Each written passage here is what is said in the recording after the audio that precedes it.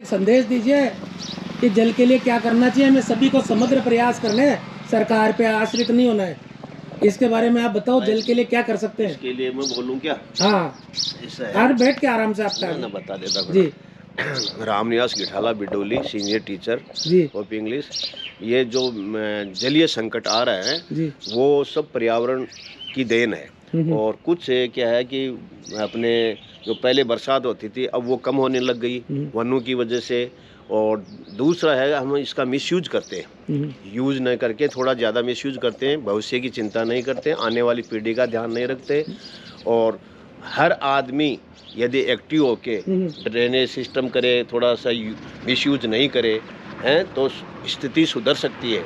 दूसरी बात है कि जो अपना इंडिया की जो नदियां हैं उसका पानी बह के अरब सागर में, हिंद महासागर में, पाकिस्तान में जाती है तो नीतिगत भी है। जैसे अटल बिहारी जी ने योजना बनाई थी नदियों को जोड़ो, तो ये भारत सरकार की ड्यूटी बनती है कि आने वाले संकट राजस्थान में आ रहा है और विश्व में भी जल संकट आ रहा है तो क्यों न उसको अमली जाना पहनाया जाए।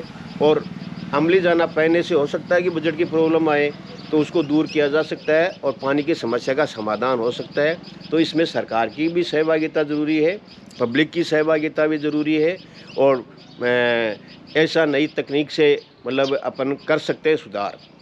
और सोच को बदलना पड़ेगा लोगों को जो है ये हर घर में और हर गांव में मैसेज देना पड़ेगा कि आने वाली पीढ़ी को बचाना है तो पानी का दुरुपयोग नहीं करें। और इसी तरह सिटी में रहने वाले लोग भी मिसयूज करते हैं, गांव वाले भी करते हैं। तो यह सब अपनी नैतिक ड्यूटी बनती है सर कि अपन भविष्य के लिए, आने वाली पीढ़ी को सुरक्षित रखने के लिए और जलीय युद्ध से या जल के जो समस्या आएगी उससे बचने के लिए आपस में वाद विवाद तो उसको संरक्षित रखना पड़ेगा। और अपने को वनों का मतलब करना पड़ेगा फैलाव, जिससे कि वर्षा ज़्यादा हो और वर्षा ज़्यादा होगी तो पानी का रिचार्ज ज़्यादा होगा। इस वजह से मैं तो यही कह रहा हूँ तो कि सर मैं सरकार और जनता दोनों चाहे तो स्थिति सुधर सकती है। सर ये तो हो गई बातों वाली बात। हाँ। अब अपने जो व्यवहारिक पक्ष में आए, हाँ। मैं ये कह रहा हूँ कि भाई अपन जिस एरिया में रहने वाले हैं ना, हाँ। यहाँ पे तो कठिन परिस्थितियाँ रहती है शुरू से ही। बिल्कुल बिल्कुल। और अपने बुजुर्ग पुराने भी रहते आए हैं और उन्होंने संरक्षण भी किया, तो कई तरीके से संरक्षण किया, तो हम क्यों नहीं कर पा रहे हैं? उसमें ऐसा है कि हमारे बुजुर्गों ने ऐसा किया था। उस समय हमारे गांव में बिडोली में सिर्फ एक पीने का वो होता था कुआं, और वो भी बरसात में बंद रहता था। जो हमारे जो तालाब वगैरह थे उसमें मतलब पानी इकट्ठा रहता था, उसी में से पीने का पानी, पशुओं का पानी यूज में लेते थे।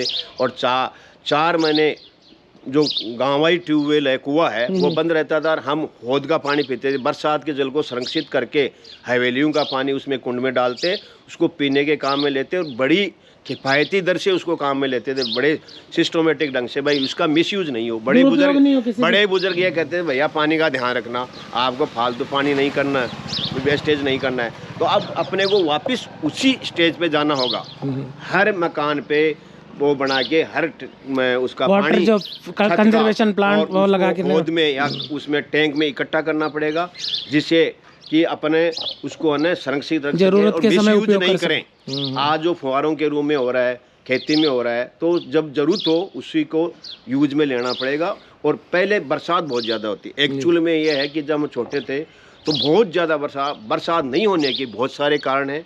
आपको विज्ञान की तरफ से भी कारण मिलेंगे और भूगोल की तरफ से मिलेंगे।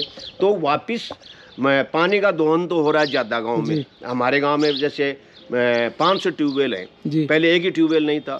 और कंजर्वेशन में पानी का रिचार्ज नहीं हो रहा है, तो इसके लिए सरकार ने, हम भी दोषी हैं और गवर्नमेंट भी दोषी है। तो अब उसको सुधारा जा सकता है सब मिल के योजना बना के। तो एक तो रिचार्ज का सिस्टम करें, हर मकान की छत का पानी कुंड में डालें और उसका यूज लें और मिस यूज नहीं करें। और दूसरा, भविष्य में बचाने के लिए अपने को वही बताया कि भारत सरकार नदियों को जोड़ के जो समुद्र में पानी जा रहा है, पाकिस्तान में जा रहा है, उसको रोक के पूरे राजस्थान में या इंडिया में सप्लाई करे, तब आने वाली पीढ़ी जीवित रह सकती है। अन्यथा जलीय संकट होगा और आपस में लड़ाई होगी। Thank you very much sir. तो ये सर टेक होम मैसेज ये है, जल का हमें दुरुपयोग रोकना पड़ेगा। हम हमारे स्तर पे जो है ना, नीतियाँ तो सरकार बनाती हैं, लेकिन हम हमारे स्तर पे दुरुपयोग रोकें ताकि भविष्य में हमें किसी प्रकार की भी परेशानी नहीं आए। बिल्कुल। और जैसे हमारे बुजुर्ग, देखिए राजस्थान को तो हम लोग मरु प्रदेश कहते हैं, लेकिन वो लोग भी बहुत अच्छे से जल का जो है मैनेजमेंट करते थे, आज भी करते हैं। आप सुजानगढ़ चल जाओ चूरू वगैरह चले जाओ तो वो लोग पूरे साल उस पानी को हाँ, संरक्षित तो करके वही सिस्टम अपने प्रयोग हर करते हैं। मकानों का करना तो वो पड़ेगा। हमें करना चाहिए। तो ये है सर, देखिए, और सबको मिलजुल के प्रयास करने पड़ेंगे। Thank you sir. Thank you, okay sir.